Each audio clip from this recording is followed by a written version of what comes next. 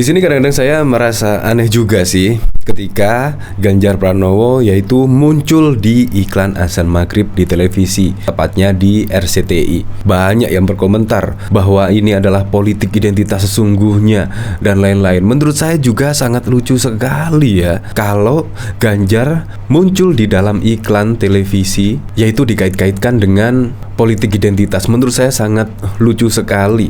Nggak masalah kalau misalkan Anies Baswedan atau Prabowo Subianto muncul di iklan azan maghrib, menurut saya juga tidak masalah. Karena politik identitas menurut saya bukan hal seperti ini. Politik identitas itu jangan pilih kecuali dari ini, harus pilih sesama. Dan itu sangat membeda-bedakan etnis, itu menurut saya politik identitas. Tetapi kalau Ganjar Pranowo menurut saya sih tidak masalah sekali ya, yaitu muncul di dalam iklan azan maghrib di televisi. Di sini bahkan juga dikomentari Ade Armando, masa serendah ini sih kampanye politiknya? KPI kan punya aturan yang melarang disusupkannya iklan dalam azan televisi. Jangan mentang-mentang pemilik TV-nya adalah pendukung Ganjar, terus jadinya boleh ada iklan Ganjar dalam azan. Nah, bahkan yang paling mengejutkan lagi, di situ juga MUI bahkan juga tidak mempermasalahkan loh dari Ganjar di sini, yaitu muncul di dalam iklan azan maghrib di sini. Di sini bahkan juga dikomentari oleh Bang Nalar. Di sini Wakil Ketua MUI Anwar Abbas tidak mempermasalahkan munculnya baca pres PDIP. Ganjar Pranowo muncul di dalam tayangan azan maghrib di salah satu stasiun televisi nasional. Dari sini saya penasaran ya, kira-kira komentar dari MUI seperti apa sih ketika Ganjar Pranowo muncul di iklan azan maghrib. Di sini dari Tribun, kemunculan Ganjar Pranowo di iklan azan maghrib disorot begini beda respon MUI dan juga PDIP. Di sini dari tribunmedan.com, kemunculan Ganjar Pranowo di iklan azan maghrib di salah satu stasiun televisi disorot. Adapun munculnya Ganjar Pranowo dalam tayangan azan maghrib tengah ramai diperbincangkan di media sosial. Banyak yang menilai bahwa munculnya Ganjar Pranowo itu dikaitkan dengan politik identitas. Untuk diketahui, dalam video yang beredar di media sosial pada Sabtu 9 September 2023, tayangan azan maghrib itu dibuka dengan pemandangan alam Indonesia. Selanjutnya muncul Ganjar Pranowo yang menyambut jemaah yang akan sholat. Kemudian Ganjar juga muncul saat sedang melakukan wudhu sebelum sholat, sampai akhirnya ia duduk di saf depan sebagai makmum. Lantas bagaimana respon PDIP dan MUI terkait hal ini? Di sini, Sekretaris Jenderal DPP PDIP Perjuangan Hasto Kristianto akhirnya ikut buka suara soal munculnya Ganjar Pranowo di tayangan azan maghrib di salah satu stasiun televisi swasta, di mana tayangan itu disorot bahkan ramai dikaitkan dengan politik identitas. Hasto mengatakan bahwa Ganjar Pranowo merupakan sosok yang sopan dan religius. Menurutnya, munculnya Ganjar dalam tayangan azan maghrib itu bukan merupakan politik identitas. Bukan politik identitas, karena dari sisi Pak Ganjar Pranowo saya sendiri baru melihat ya, sehingga sebelum nanya lebih lanjut ya nanti saya lihat terlebih dahulu. Di sini bahkan ada respon dari Majelis Ulama Indonesia. Anwar Abbas juga tidak mempermasalahkan Ganjar Pranowo muncul di dalam tayangan azan maghrib di televisi. Anwar justru mempermasalahkan jika Ganjar tidak melakukan sholat padahal seorang muslim. Tidak masalah, sah-sah saja. Malah kalau yang bersangkutan sebagai seorang muslim tidak sholat maka di situ baru masalah, ujarnya dilansir dari YouTube Tribun Pontianak. Anwar mengatakan jika bakal capres lainnya ingin melakukan hal yang serupa juga diperbolehkan. Kalau capres-capres yang lain juga ingin melakukan hal yang sama dan serupa silakan saja.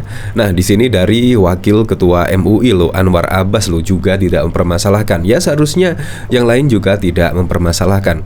Apalagi menurut saya di sini jauh sekali ya dengan politik identitas. Kalau kita memang tahu ya politik identitas itu seperti contoh pada Pilkada 2017 yang lalu, ketika masjid atau musola itu ada banner yang mengandung provokasi lah, jangan memilih ini itu ABC, terus berkampanye di dalam masjid. Itu merupakan politik yang tidak dianjurkan, dan bahkan sampai saat ini tidak boleh berkampanye di dalam tempat ibadah. Semuanya di gereja, di masjid, di pura, di wihara itu semuanya tidak diperbolehkan kampanye seperti itu. Tetapi di sini yang keren yaitu memperbolehkan kampanye di dalam kampus itu saat ini diperbolehkan. Nah, dari sini saya penasaran ya, dari komentar Ade Armando di sini. Kira-kira semuanya setuju apa tidak ya ketika Ganjar Pranowo muncul dalam iklan azan maghrib di televisi di sini. Di sini bahkan juga dikomentari oleh Islah Bahrawi.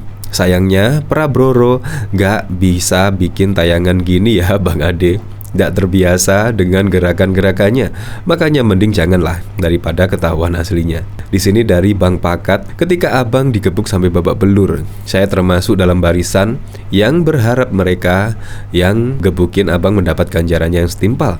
Karena apa yang mereka lakukan sangatlah tidak manusiawi, dimana abang yang sudah tidak memiliki daya melawan bahkan bertahan tetap mereka gebukin bahkan ditelanjang. Tapi setelah melihat sepak terjang abang sekarang, saya menyesal. Berharap peristiwa itu terjadi kembali. Siapa tahu kembali seperti dia kala ya, seperti itulah di situ.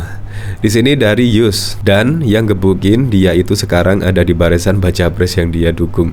Ini justru kembali yang cerdas dan efektif dibanding ngobrol janji-janji dan wisata religius. Terima kasih kami untuk pendukung Prabowo yang sudah memberikan kritik plus iri yang sangat cerdas.